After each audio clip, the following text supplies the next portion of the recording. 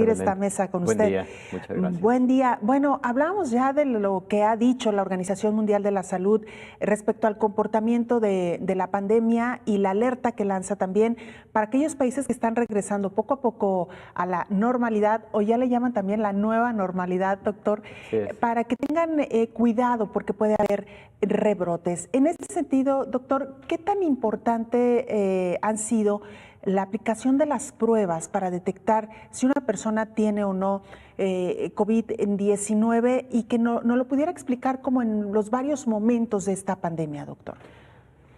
La realización de las pruebas es muy importante para la toma de esa decisión crucial.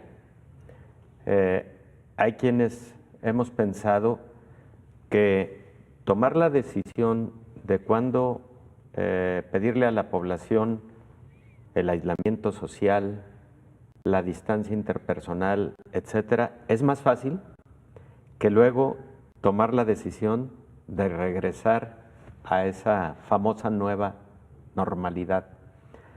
Y es que no se pueden tomar decisiones equivocadas en la toma de ese momento, porque el riesgo de que ocurran rebrotes es muy alto.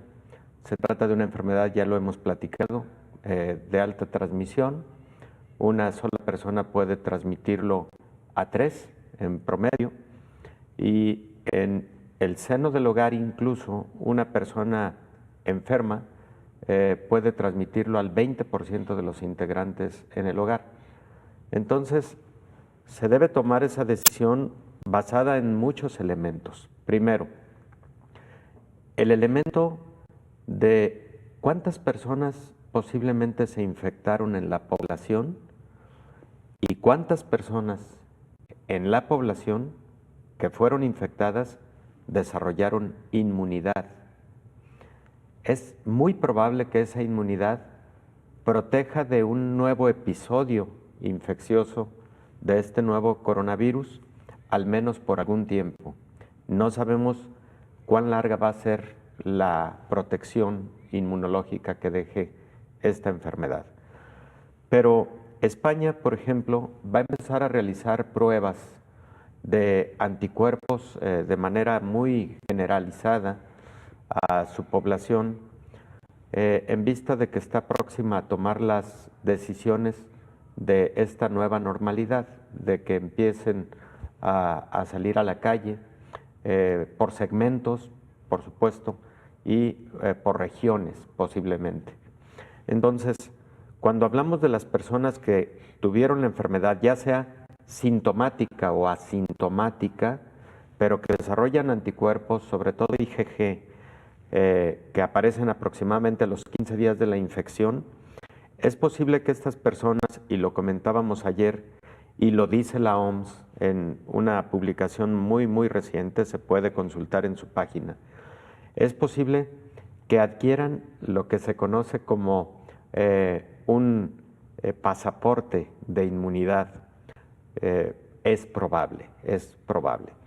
Entonces, si en una población hay un alto porcentaje de personas con anticuerpos presentes, tenemos en ese segmento la posibilidad de permitirles la reincorporación al ámbito laboral, por ejemplo, que es una urgencia que tiene ya todo el mundo para la reactivación de la economía, por ejemplo, ¿no?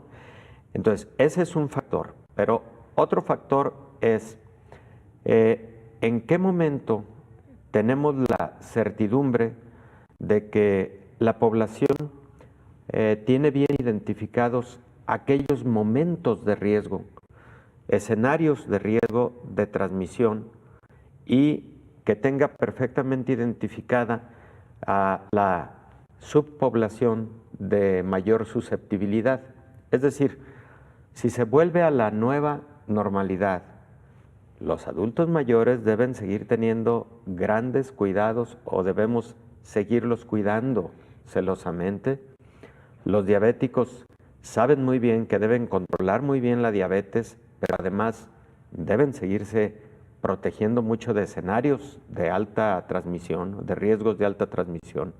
hipertensos, personas con enfermedad cardiovascular, personas con enfermedad pulmonar obstructiva crónica, todos esos grupos susceptibles deben entonces cambiar completamente el paradigma de comportamiento cotidiano para seguirse cuidando durante un periodo largo de tiempo, insisto, al volver a esta nueva normalidad. Entonces, exámenes de laboratorio. Número 1, no debe dejarse de lado bajo ninguna circunstancia el seguir realizando exámenes de PCR en tiempo real a las personas que presenten síntomas y sean candidatos por ser casos sospechosos. Eso no se debe dejar de lado y menos volviendo a la nueva normalidad. Segundo, la realización de las pruebas de anticuerpos es conveniente. No son solamente pruebas rápidas de anticuerpos, también se empiezan a desarrollar pruebas que se pueden realizar también de forma masiva y sin que sean necesariamente las pruebas rápidas de cartucho, aunque esa podría ser otra alternativa. ¿Cuál sería la ventaja de pruebas realizadas en laboratorio de anticuerpos? Que se mide la cantidad de anticuerpos. No solamente el cartucho nos dice es positivo o negativo, sino también es importante el título de anticuerpo desarrollado. Y finalmente, lo que se debe tener en consideración en un regreso a la normalidad es aquellas circunstancias en donde lo geográfico y lo social influyó diferenciadamente en una región. Porque vamos a poner el caso de México. Hay estados de la República que han tenido mucho menos impacto de la enfermedad, como el caso de Jalisco, pareciera también el caso de Colima, etcétera. Pero el caso de Jalisco, en donde se están aplicando pruebas de manera más generalizada, no solamente al 10% de los sospechosos, sino de manera generalizada a todos los sospechosos, ahí ha habido menos impacto porque las medidas de aislamiento social parecen haber sido tomadas con mayor disciplina, etcétera.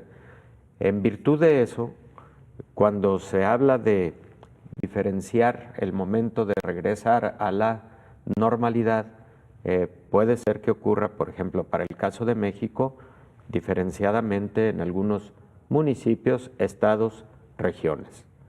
Y bueno, creo que tendría que comentar un último. Habría que armar estrategias que permitan, sin ninguna violación a los derechos humanos, pero que permitan que aquellas zonas geográficas que quedan libres de la enfermedad o con menos impacto de la enfermedad tengan el menor contacto posible de forma bidireccional con otras zonas o regiones, personas que vienen de otros lugares en donde todavía puede existir alta transmisión. Ese es un dato